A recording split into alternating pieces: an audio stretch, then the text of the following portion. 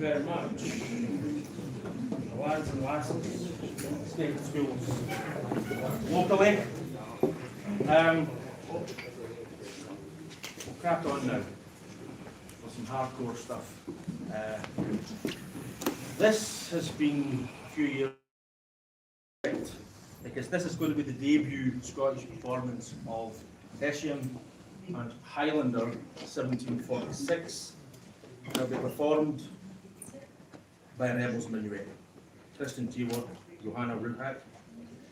The whole project concerns a little known, nobody knows about this aspect of Scottish history.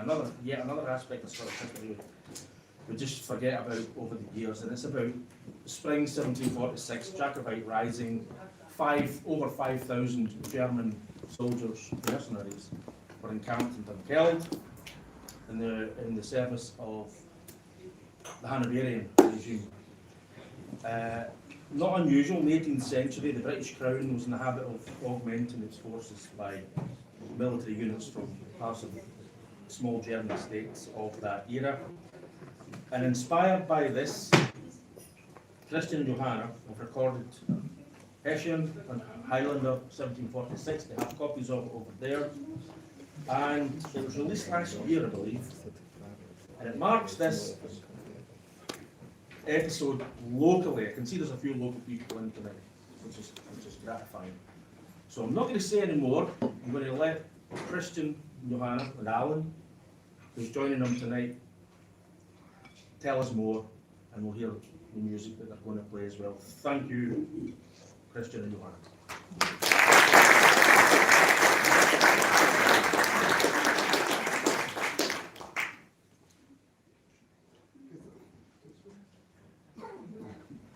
Thank you very much, Stuart. Just one last sentence before I go into my fictional role, just as the real one and me. The thing about this wee episode about the 5,000 Hessian German auxiliaries in Perth and in Dunkeld for 2 weeks is that their commander disobeyed the orders of the Duke of Cumberland, and that's the special thing about it. Of course, he didn't give like big human rights speeches. He did it in a sneaky, diplomatic way, but he got his way in the end. So we do a little excerpt. We need to save time. Our great friend Alan MacDonald, he said, "I need to come over," and he's been pestering Stuart. So here we are, and give you a wee excerpt of the whole story. We hope to get the basic gist across. Right, on we go.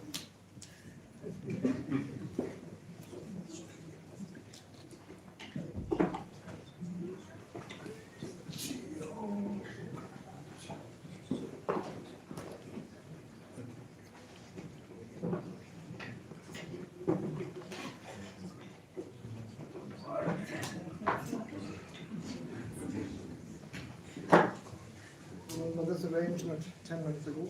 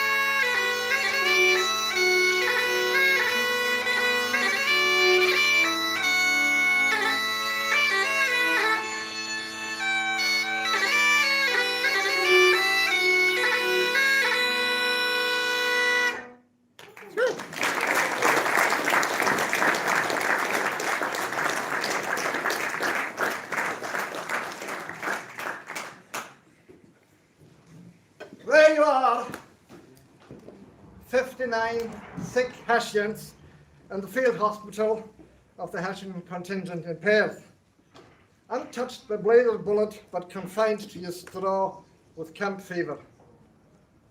I am confined here as well, to within the town of Perth, because I'm a prisoner of war on parole, a Jacobite, but of the cunning sort.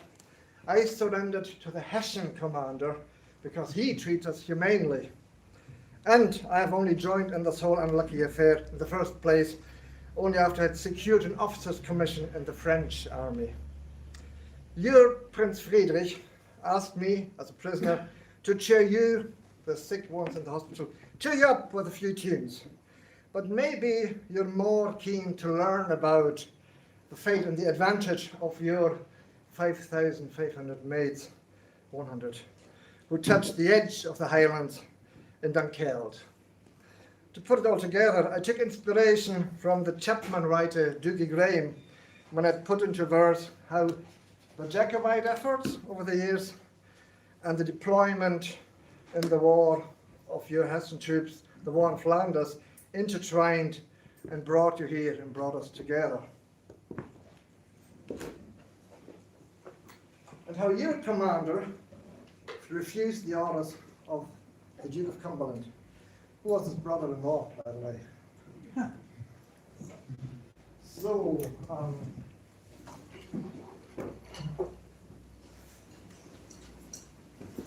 since you're all soldiers in the Hessian army, you probably know nothing about the 1689 things in Scotland and Ireland and the Killiecrankie. So, let's start with Adam and Eve.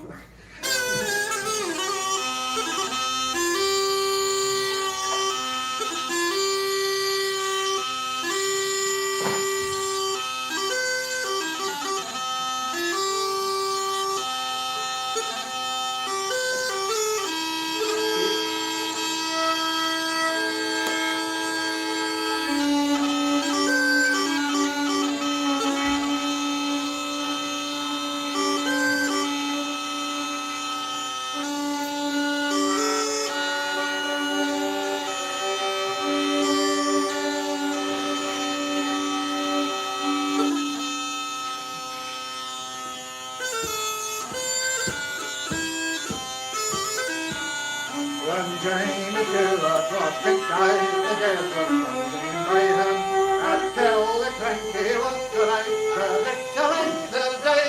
But the Scots fans did not give up the late many years of waiting for the old and young King Jamie. They did never give up fighting. In Scotland there was discontent, the Union Army. Prince Charles came Louis to fight the British Army. In 1744 the French invasion was abandoned. In 1745 Charles Stewart in Scotland landed.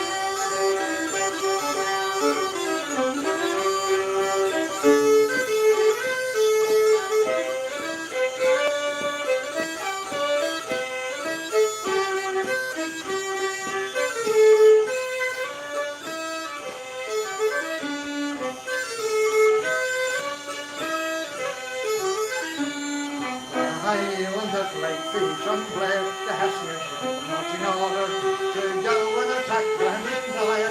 The young Killiecrankie chorus, Prince Friedrich wrote to comfort. I do not care the something that you order me to force the power, but I will not be forced.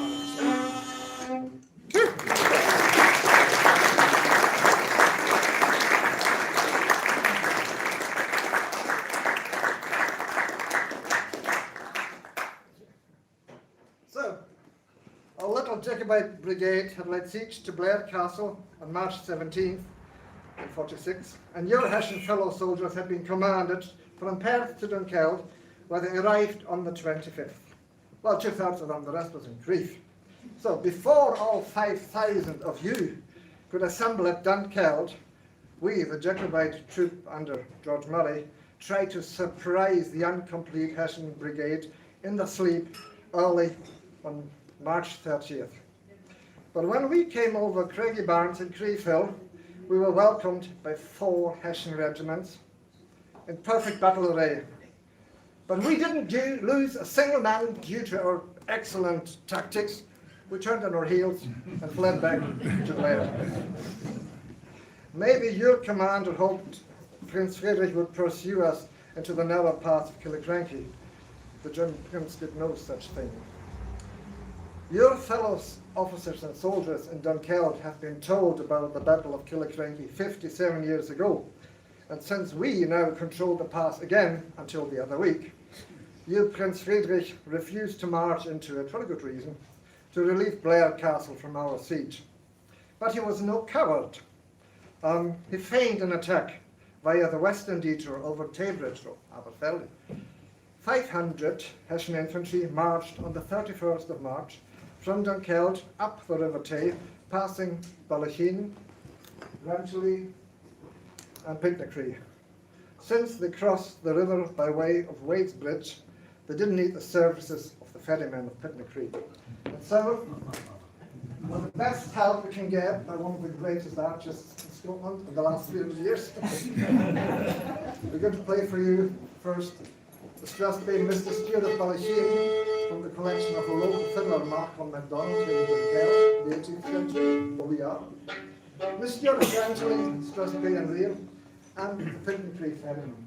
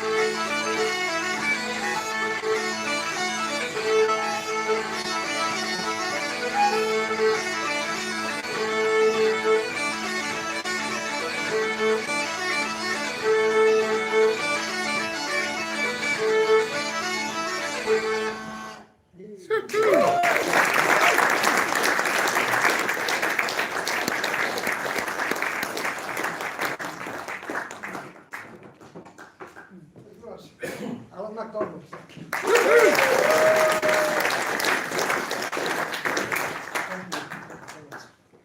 Right, promises. In the running up to this, our rising, if that's was a good idea, many promises were made, and a few were even kept. Promises in writing played a big part in polite warfare over on the continent.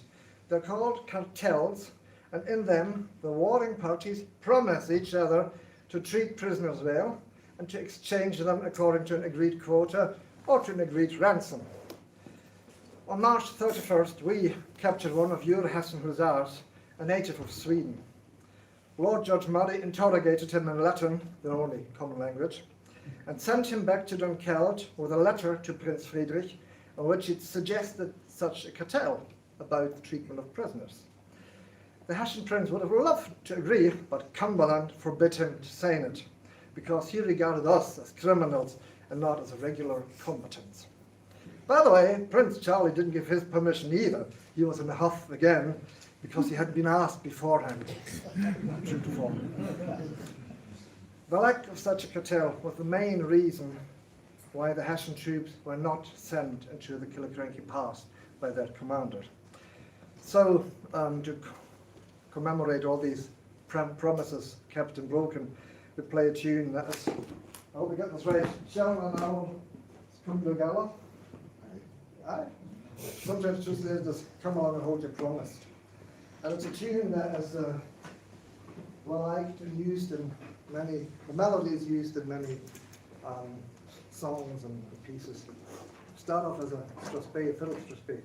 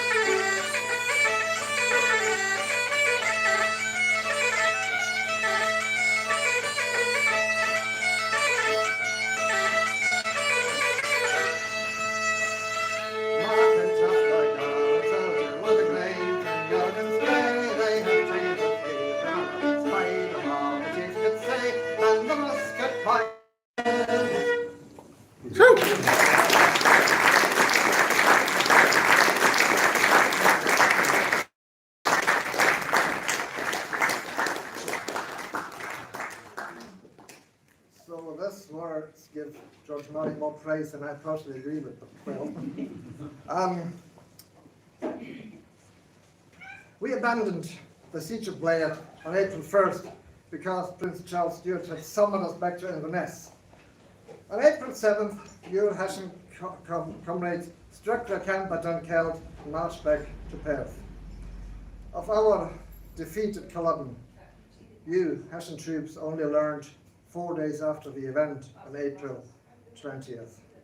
And an account of these events were given to us by my French company commander, Ian Ray Stewart, was a colonel with Prince Charles, and Mr.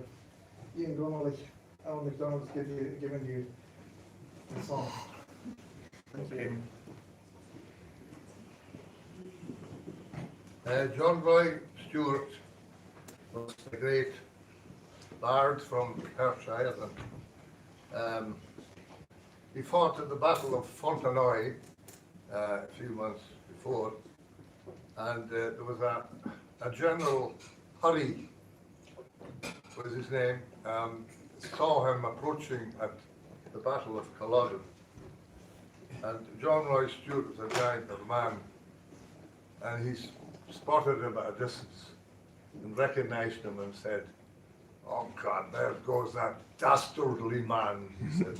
And so, anyway, John Roy Stewart wrote an account, he wrote 2 songs in the Battle of Culloden, and this is 10 parts only, 10 verses of a 31-verse song. I'm not going to sing it all. You have to hear it. I'm very interested in this project when I met Christian first, because my great grandfather fought at Culloden, and if it weren't for Prince Frederick, I wouldn't be here now. So there you are. Simple as that. I want to give you just a translation, the English translation of the song, because I'm going to be singing it in Gaelic, so I might as well give you a taste of what he wrote. He starts by saying, "I am gutted. My heart has fallen to earth and I'm often weeping. My hearing and pleasures have gone regarding Prince Charles, rightful heir, and him not knowing which way to turn.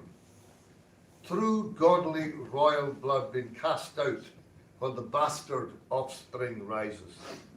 Race of unloved dogs, whose brood are too well grown, aye, overbred, have put us in hardship. Although you won a battle, it wasn't because of your hardiness, but that our people were not together. There were many of the northern clans absent who, in need's hour, would never fail us. A host of 5 silken flags, well used to fight that we lacked in the bloodthirsty combat." The reference here is to there was absent clans. 2 of them were led by Lord Cromarty in search of £12,000 of treasure from a shipwreck away up north, appropriately called the Hazard, that Lord Ray had commandeered. Their own lot of them, they were from Barrishill, but also Clanranald, and also McKinnon's and McPherson's. The McPherson's were late. They didn't turn up in time. So that's the story in the song.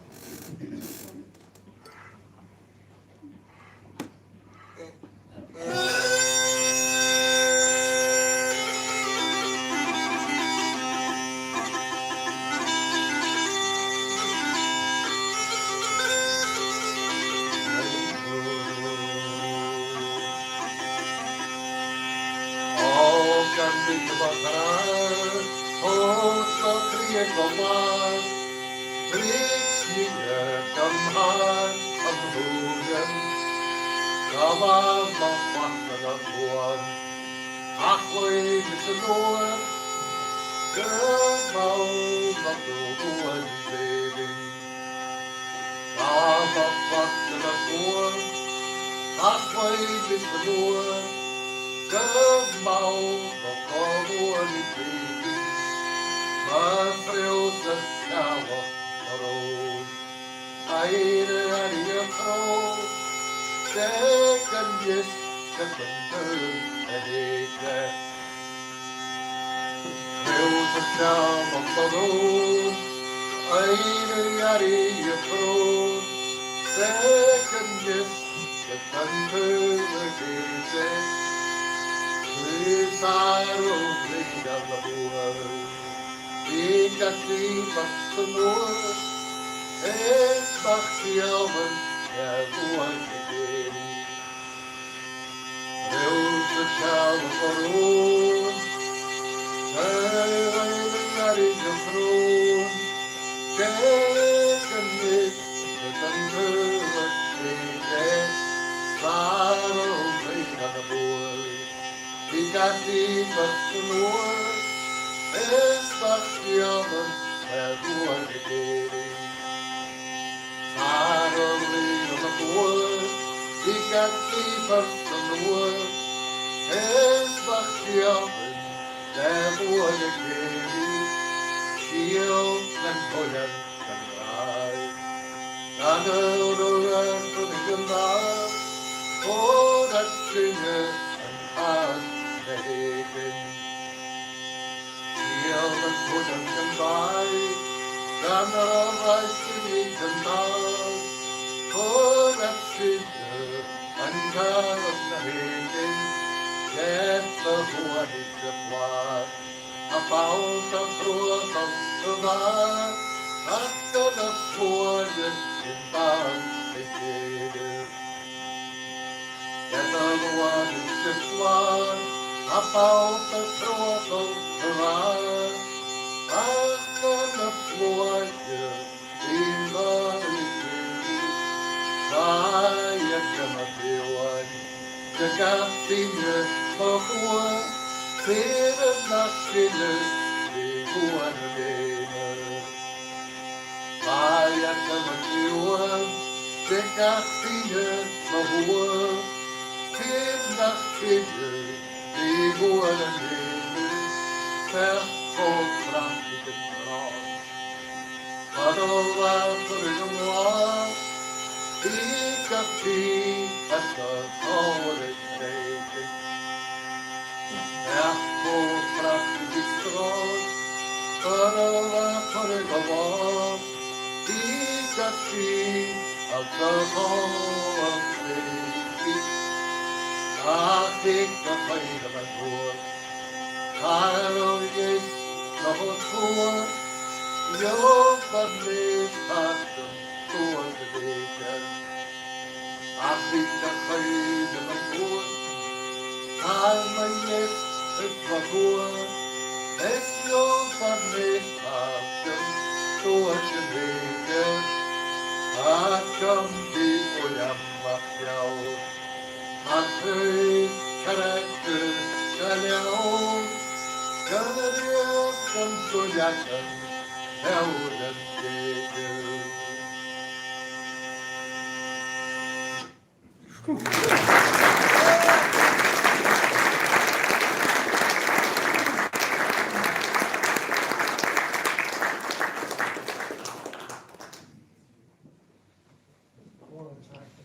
We're greatly honoured for this contribution. Thank you. Right. 3 days after we learned of the outcome of the Battle of Culloden, Cumberland sent orders and started the operation to bring all the Hessian soldiers, all of you and your comrades, back to Flanders. Not home, to Flanders. Now all the regular soldiers, the Germans, the English, the French, and the Scots and Irish who are fighting either in the British or in the French army, are going to meet up soon again to kill each other on that age-old playing field, which is commemorated in the old Scots song, Will You Go to Flanders?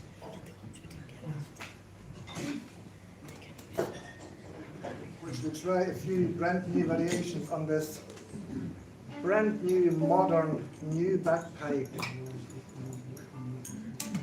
Made popular in London just the other year. by an Irishman. Well, obviously the idea came from France, the idea of that type of chanter, but was popularised in London by a man called Gagan. Interestingly, the commanding officer and his vice colonel in the French Irish regiment Lally, they were Gagans as well, so might be a connection to this instrument.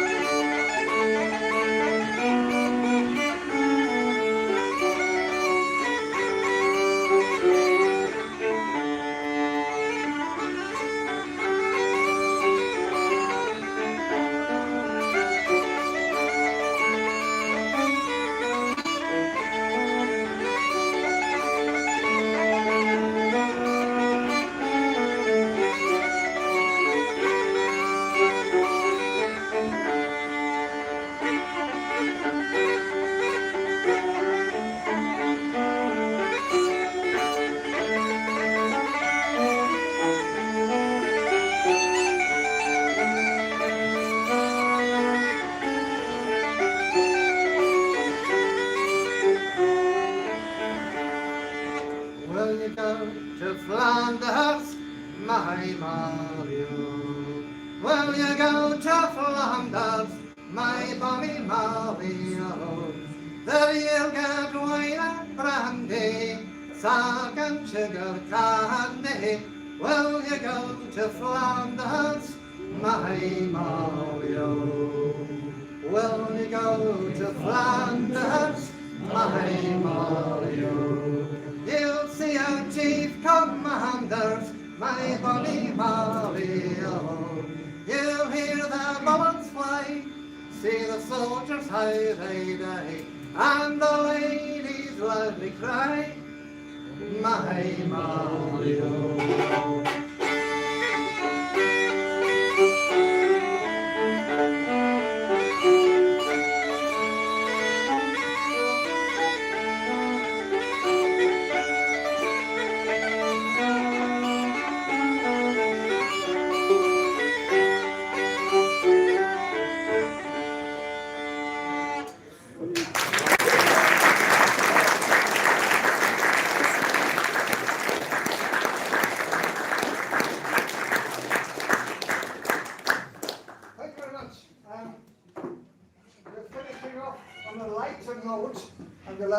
little set merged into Alan's set.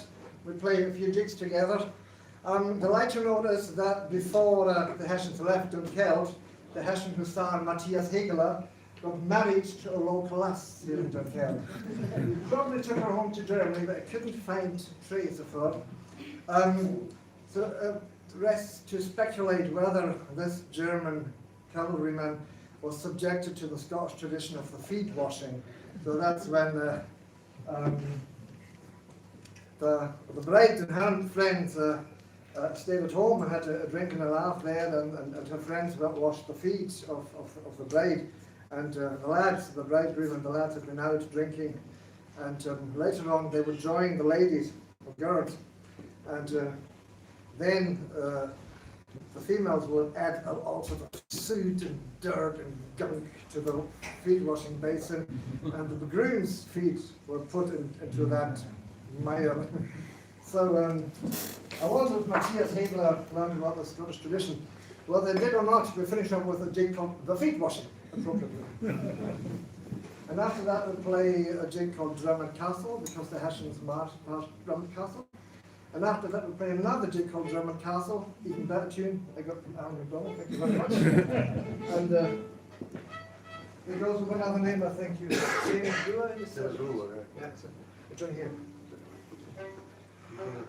I don't know, let's stay here.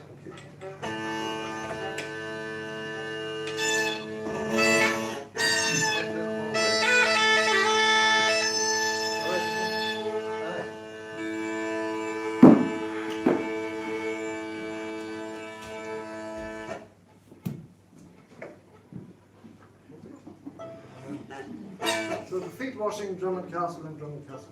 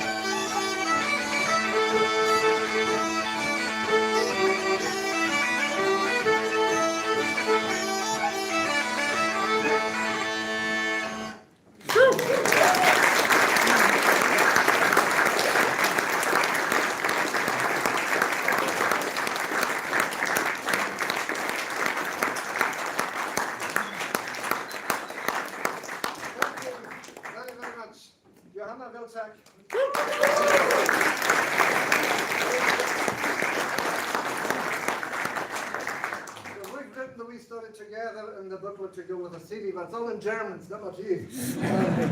Very important. This all about the Hessians here in Dunkeld by Christopher Duffy. It's scientific history, but it's a great laugh at the same time. Very good. It's out of print. I managed to get an extra copy. So I'd like to leave it here in Dunkeld for joint use of the History Society and the Community Archive. So one of these. Alistair, would you take that on behalf of the archive? He's a community councillor. I wonder if you would take that and donate it to the archive.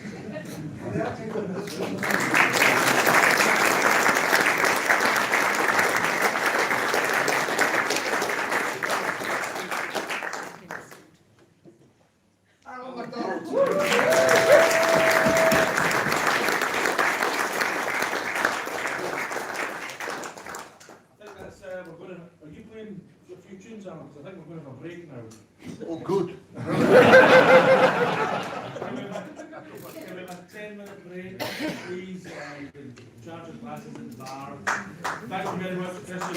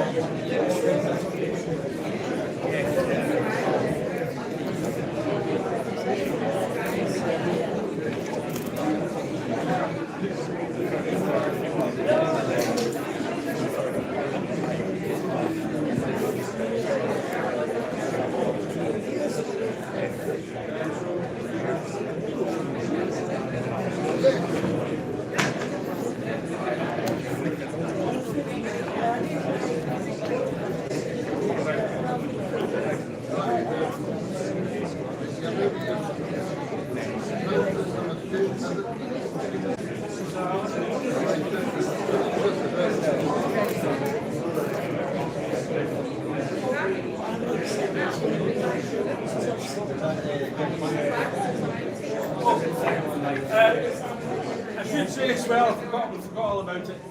There's a load of LBPS collections and books over there. They're on sale tonight for £1 each. Okay, I think Bridget will take your money if you want to buy any. She's over there somewhere. £1 bargain.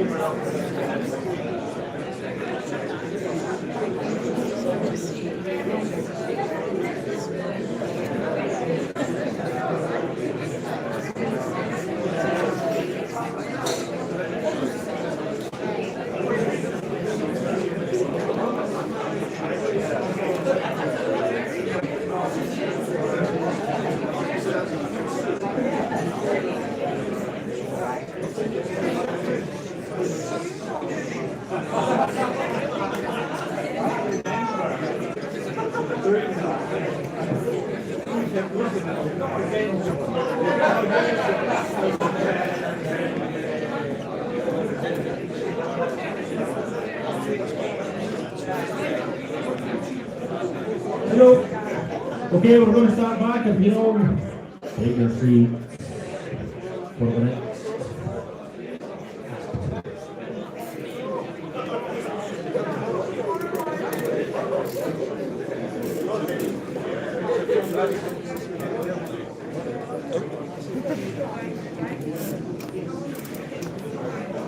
Hello, how you doing?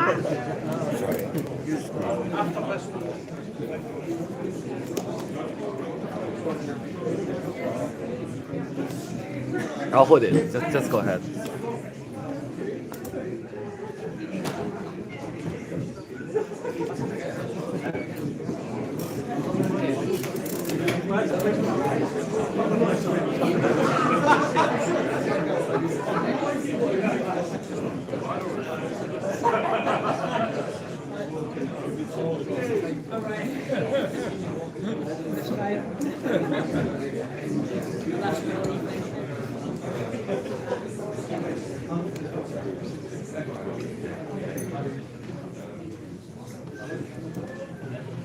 Okay, we're going to start back right now. I think that's quick. You can see already a lot of books are away, Bridget, so happy days. Anyway, thanks again. I've had a few people who are not from here, it's the first time in Geld, saying to me it's a lovely area, it's a beautiful blah blah blah. We have been this year overrun with tourists. It's too much actually, and no, it is a lovely area, it's a very rural area as well. It's beautiful, very musical area, tradition of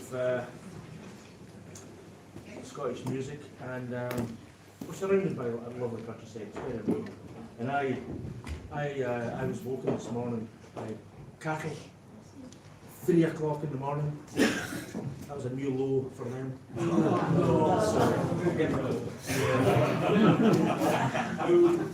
Okay, we're going to start back now with Finlay and Sarah. I'll leave it up to you to introduce yourself, what you're going to do. I know it's going to be good, so thank you very much.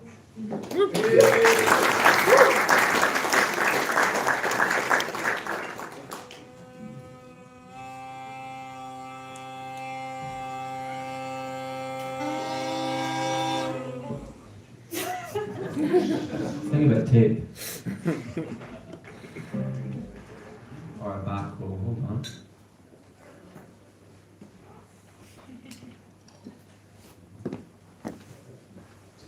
Sorted.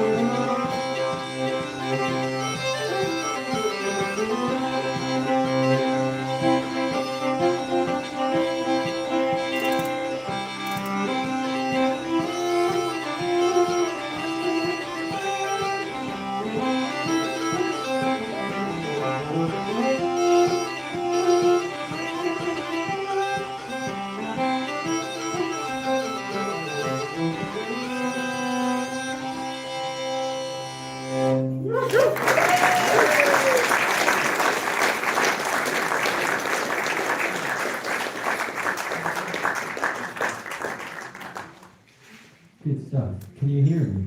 You definitely can. I can hear myself. Great. There we go. Onwards and upwards.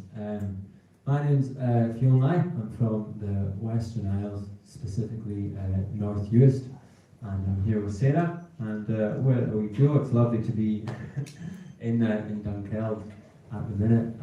We got the train up. It was lovely, lovely weather, just taking it all in. And we're excited to be kind of ghosting about really the rest of the weekend, I think. So come say hi or whatever. But yeah, we're really excited to be here. It's a nice gig. I'm just gonna switch chanters at the minute.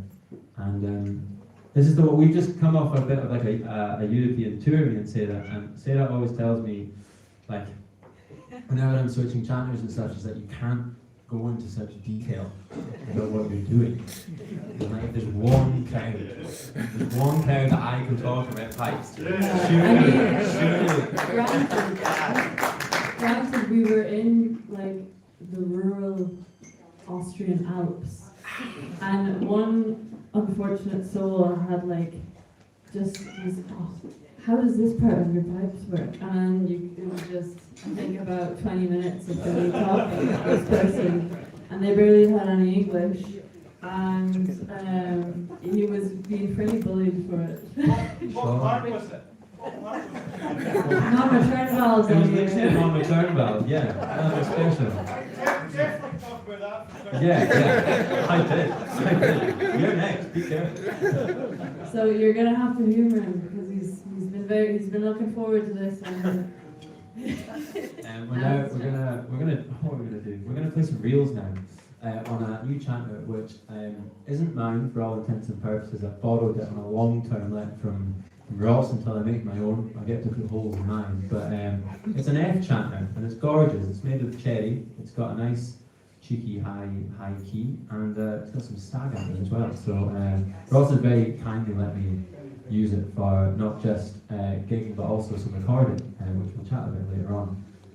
But we'll give you a couple of Gaelic pushs now, the first of which is Nam Birakam Gipolbotich, and the second one is Silla Duchunani, which is many things I have seen. Cheers.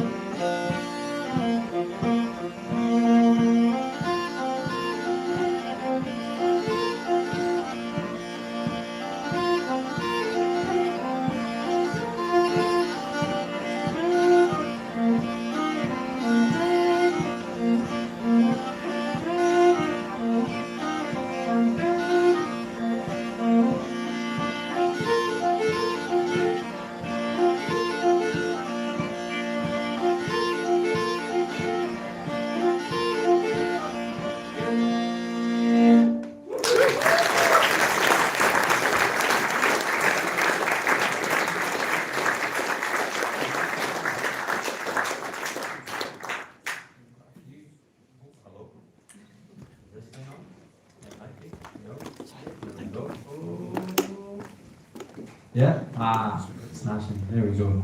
I've got quite a few chanters, well, three at my feet. Quite a few for pipers, I feel. Maybe not. This is the wrong crowd, actually. We've all got like A, B, C, D, whatever. We're now going to play another set of slip jigs. Yeah, we're going to start it off with something I've kind of stumbled across, this kind of like microtonal sort of world you can inhabit, like this wispy noise you can get from your pipe. I wouldn't usually be saying any of this at gigs, but it's a low and important goal. I don't really know what it is. I know it's microtonal. I know Sarah gets very annoyed because it is microtonal, trying to follow it. And we're just going to give it a go, yeah. Here we go, eh? The tunes are, it's Carloch Going, which is Old Wife of the Smith, and then into an absolute classic called Nach Dance of Ministry, which is, means would the minister not dance? And I just love it for the title alone. It's the question, you know, we should all ponder on it.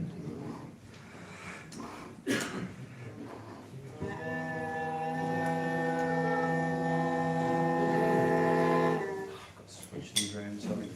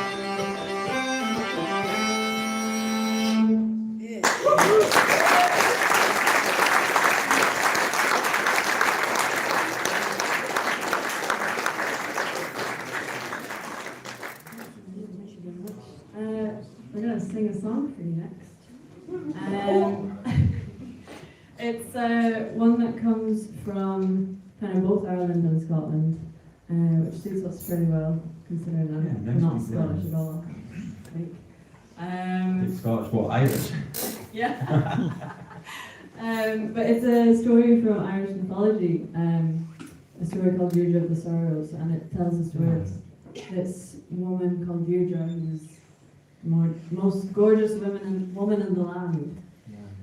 But she was prophesied to cause a lot of bother and misfortune for some people.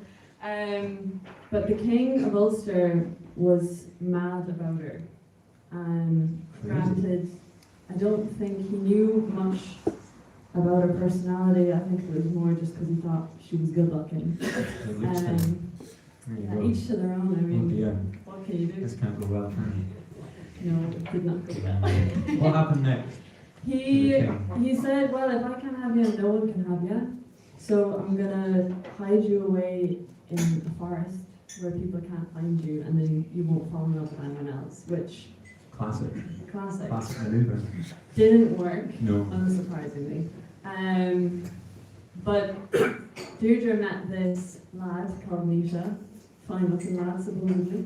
You know, Yeah. there you go. And the king heard about it and was not impressed at all. So he decided to try and hunt them down, because that's a reasonable reaction, being rejected. We've all been there. And they fled Ireland and actually came over to Scotland. The Isle of Skye. To the Isle of Skye. There you go. Yeah. Yeah, they stayed there for a while, didn't they? Yeah, a good few years. Yeah, and then what the king was, he sent them a letter, and he was like, listen, I've thought Quite a about lot. it. I kind of took it a bit far there with the whole hunting you and hiding in a forest. Sorry, my bad. He said, yeah, that's fine, come back, because they missed Ireland, I think. We've all been to Skye as well, it's not. It's all right. It's all right. It's all right. Is it an island? I don't know. Anyway, it's the cloud's turning. Anyway, they came. The king said to them, "Listen, come back. All is forgiven." And it turns out nothing was forgiven. Yeah. I'd say he was sitting in it. He was sitting in it for a while, letting it brew. Yeah. And What happened when they went back on the boat? landed on the shore, immediately hunted down again. Yeah. Like, Just straight in. just no time wasted. But Well, a few years He maybe. got them this time, didn't He got them. Yeah. So, he? sham. Unlucky. Anyway, this is Deirdre's vision. Ironic, really. Thought you should see it coming. Anyway.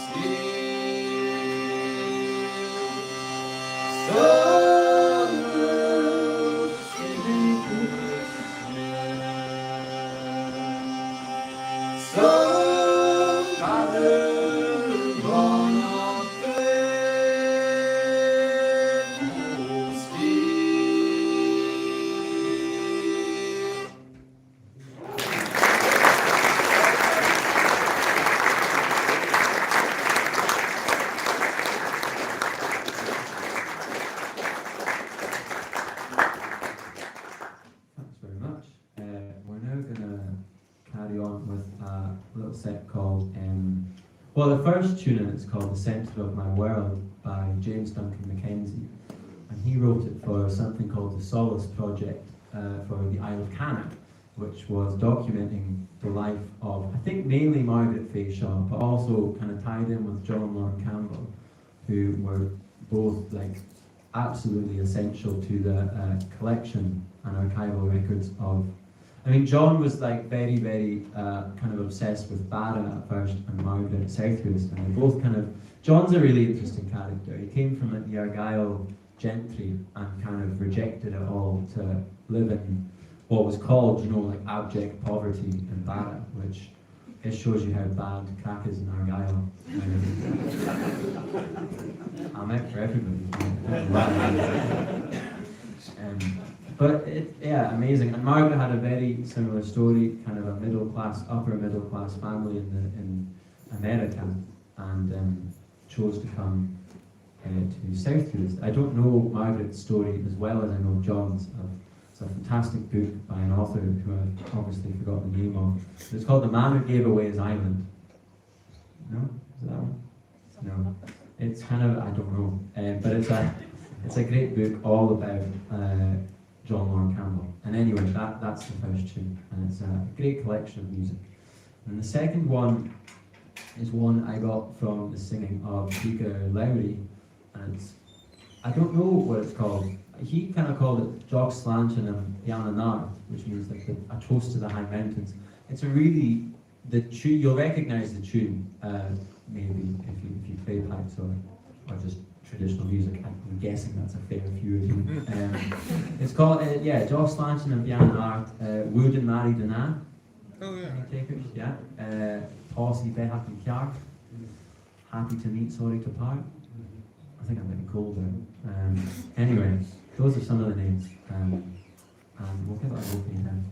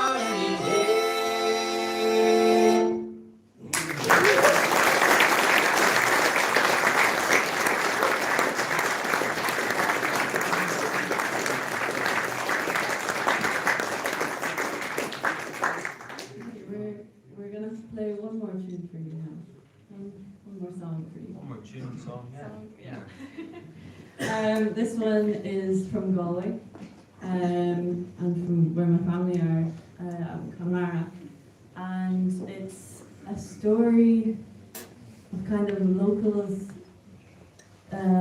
making fun of this couple, because there's an old one with a fair amount of money, and she got into a relationship with this young lad, and the lads kind of in the parish are like, what are you at? What are you doing? So they're naming and shaming them and everything in this, within this tune. Going after him, Yeah, saying, oh, she could be your granny, you know, that's a bit much. And then, oh, he's just gonna drink away all your money, what's the point? What are you at? But they found love, so. Supposedly. Did they? Yeah. I don't know. Allegedly. The tune doesn't say, so you Anyway, can only imagine. there you go. We'll give that a go.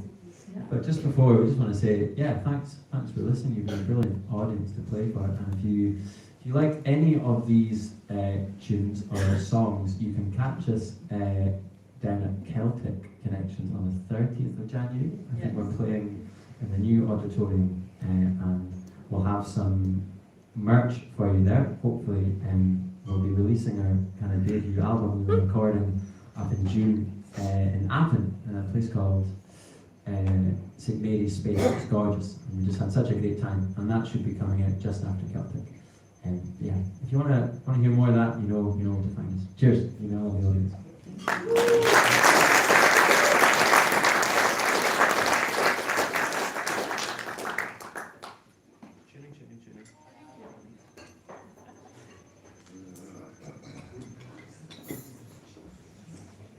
You could talk and tune at the same time.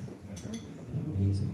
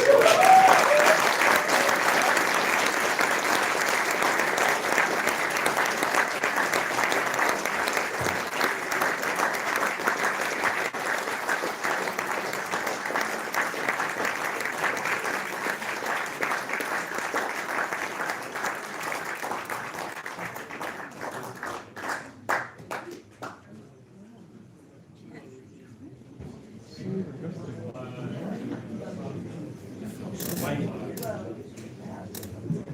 Sublime. Thank you, Finlay. Now, Finn, meet again. I met my wife in a Spanish themed bar. We both brought castanets and just clicked. So, thank you.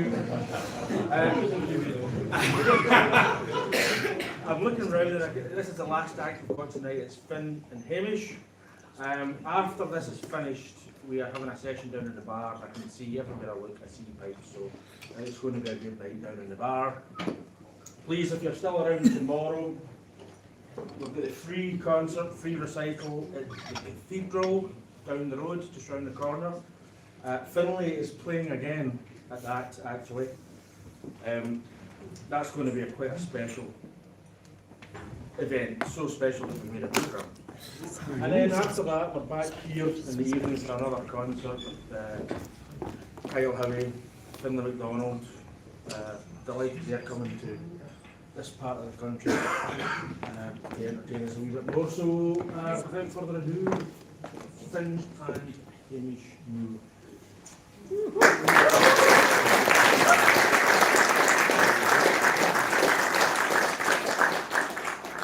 Thank you very much. You've made it to the last number, well done. You deserve a round of applause there. And we'll carry on by tuning. Lots.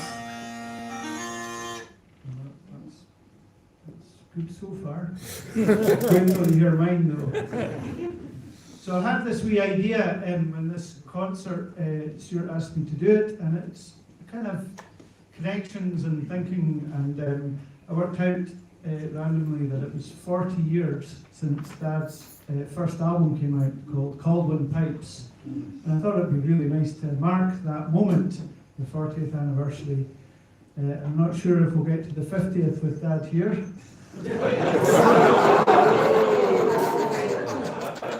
I'm hoping we will be. But I thought we'd better do the 40th just in case.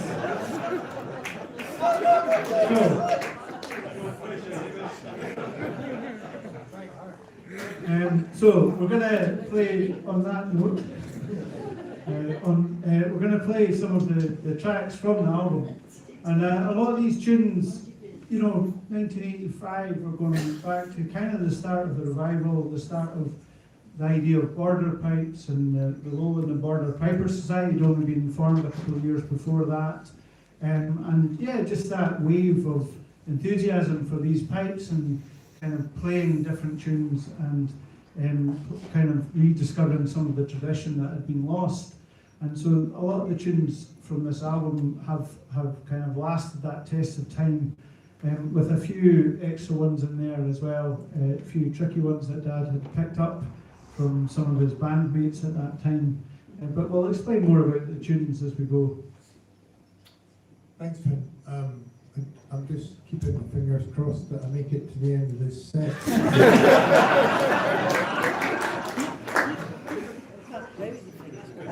I might love to regret saying this. You never know.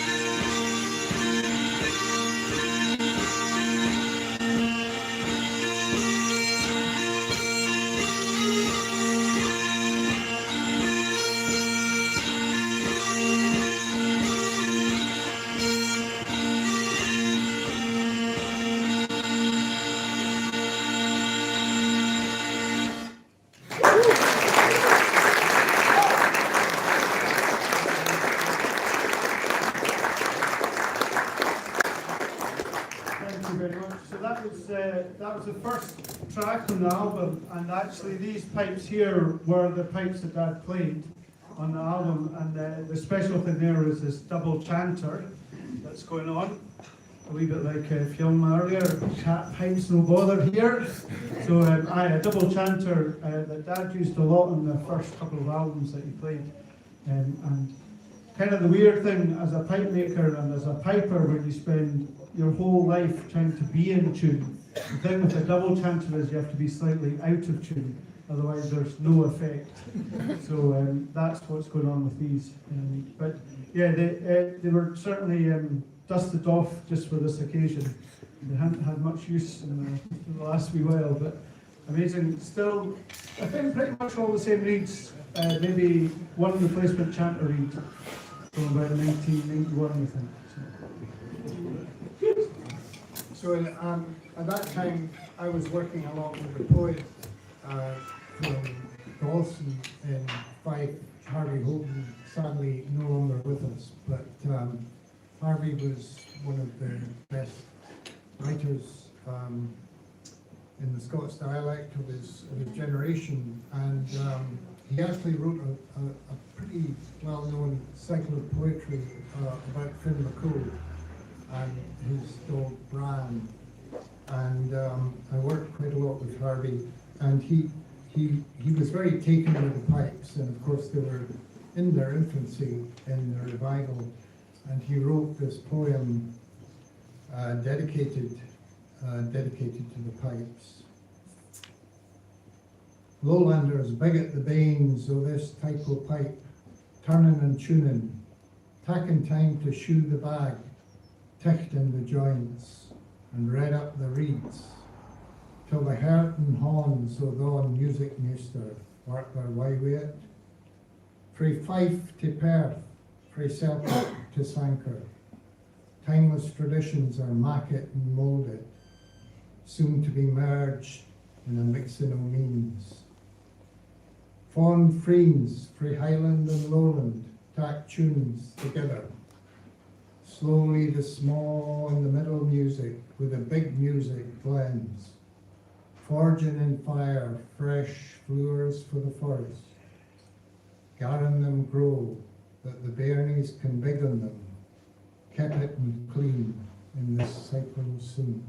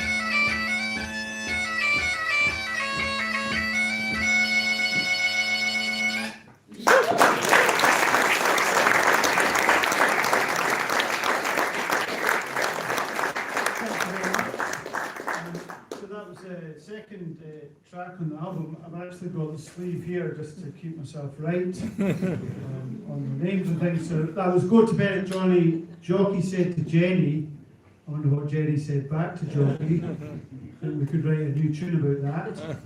Must have been quite good, whatever he said. And then finishing off with a tune that is written as in the sleeve notes as a lowland jig, but I found the name of it because that's what I'm like, and it's called Welcome the Piper. We'll have to get all these reprinted or re-stickers, send them out to everybody who got the LPs originally. I have a cassette. Or the cassettes, that's right. When Finn was doing a crowdfunder for the CD, That's for sale over there. Celebrating Seed, he put these albums up as one of the prizes, and up at the workshop in the office there were loads and loads of what appeared like albums, but they were only sleeves. So he then had to go and buy an album at great cost all the way from New Zealand to furnish this prize which had been put up.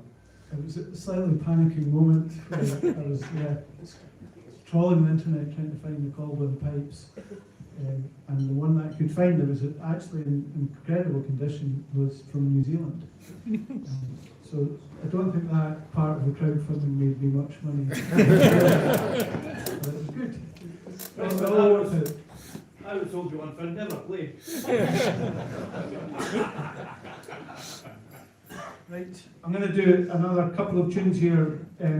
Again, actually, I think it's the third track on the CD, on the album, and then the first one, two Ian Hardy tunes. Ian Hardy, the amazing fiddler, and I also played a wee bit of pipes and bass and some, played in a band called Jock Tamson's Bairns, amongst others. And actually, at that time, you also played in a band with yourself, Dad, is that right? Yeah. Corda. Yeah. Yeah. Anyways, so this tune is called The Old Bean Waltz. So bear in mind this is about 40 years ago, and this was written for Dad. Just saying, like, you know. And then another tune that I'm terrified about called The Red Herring, and it just goes everywhere. There's more notes in this. I keep kind of thinking that there's too many notes in this tune. Anyway, wish me luck.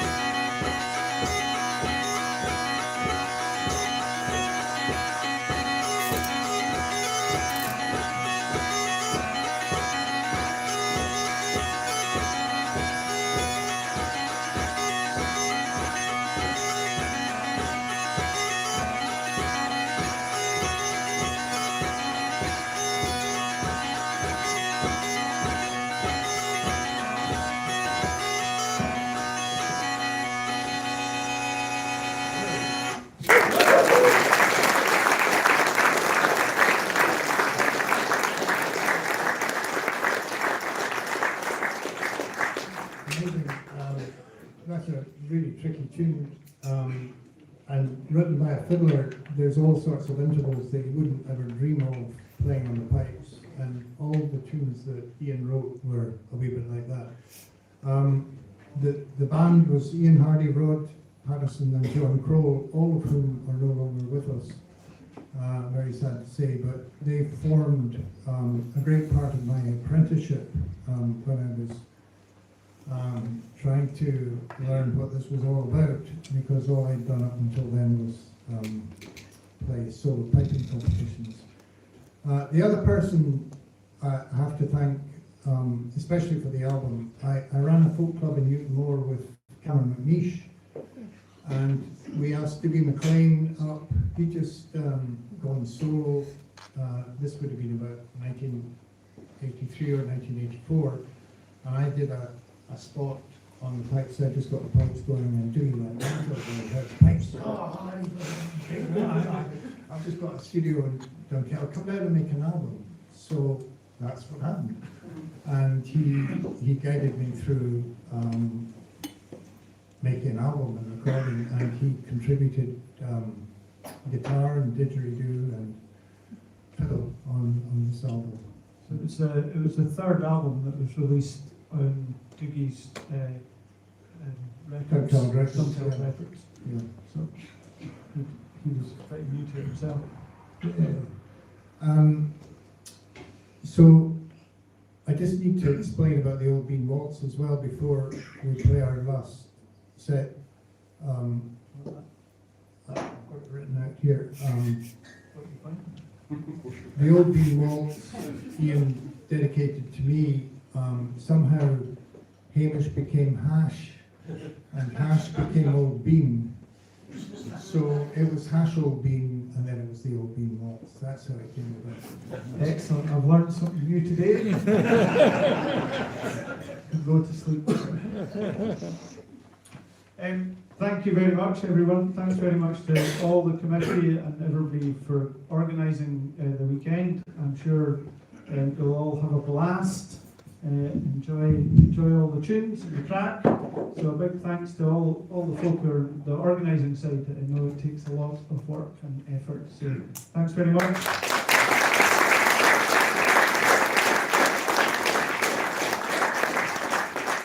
Big hand to all the pipers earlier on, and violists and fiddlers and singers and storytellers.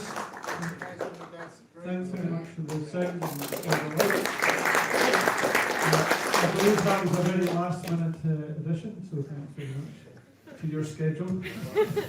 And yeah, we're going to finish off. I'd love to say that the reason that all the tracks that I picked were from the first side of the album, because I didn't know that there was two sides to LP. But I can't actually claim that because I grew up in a household with LPs, so I knew that there was two sides. But actually, funnily enough, all the ones that we have picked tonight has all been featured on the first side of the album. And so we're going to finish off with another poem that Dad interlocked with a tune that he'd written called Mary's Tune.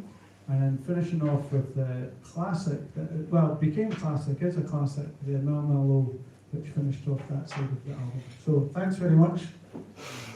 I'd like to thank Finn for thinking about this, because it would have passed me by. So, I only had you up to have a wee joke. So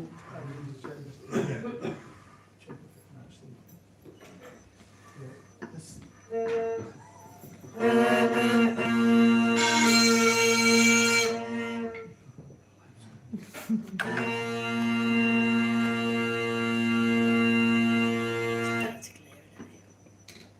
were nearly fine. It's probably the amount of playing that they've had. Having to play, you're still happy.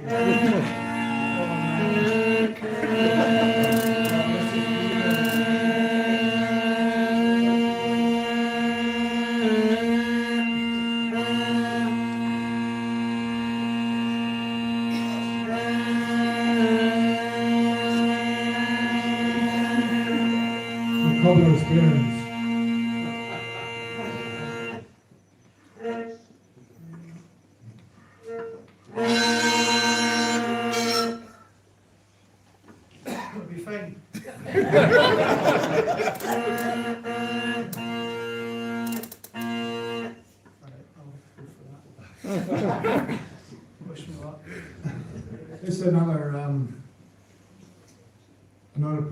by Harvey Holden that he read on the album. And it's really about thinking about something and then the difference between that and actually doing it.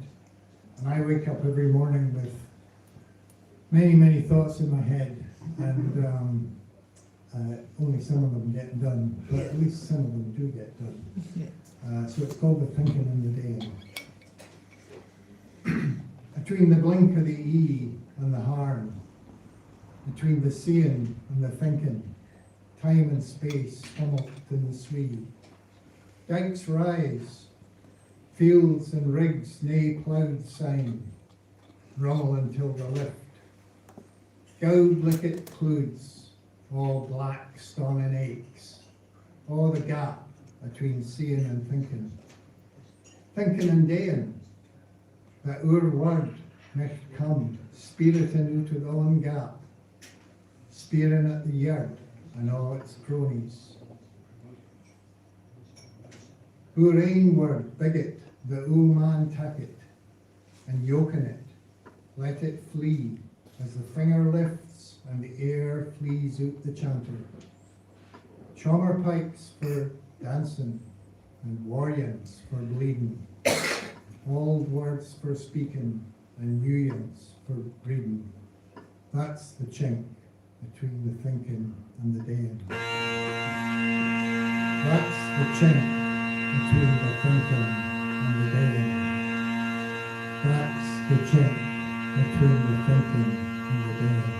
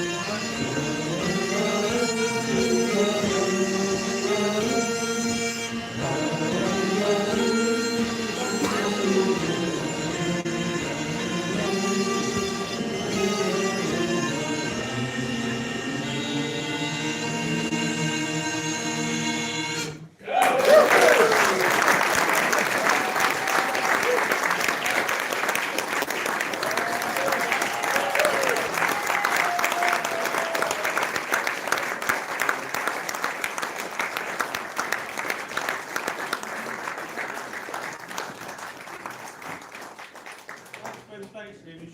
I should say also tomorrow, exactly one component to this weekend is another anniversary, but it's a sad one, because exactly 1 month, next month, will be the 20th anniversary since Gordon Duncan died. And we're going to have we're going to play his tunes tomorrow in the workshop. Not the obvious tunes, some of the more lesser well-known tunes that Gordon composed. And we'll have tributes throughout tomorrow as well, culminating in a mad tribute tomorrow night as well in here. So, thank you, Hamish. Thank you, Finn, Christian, Johanna, Alan, Sarah, family as well, and yourselves, the bar staff, and again echoing my thanks as well to Riona. Woo! Let's go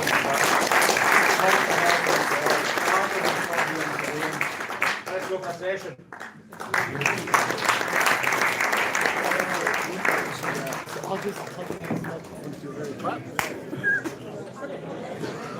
So should I just click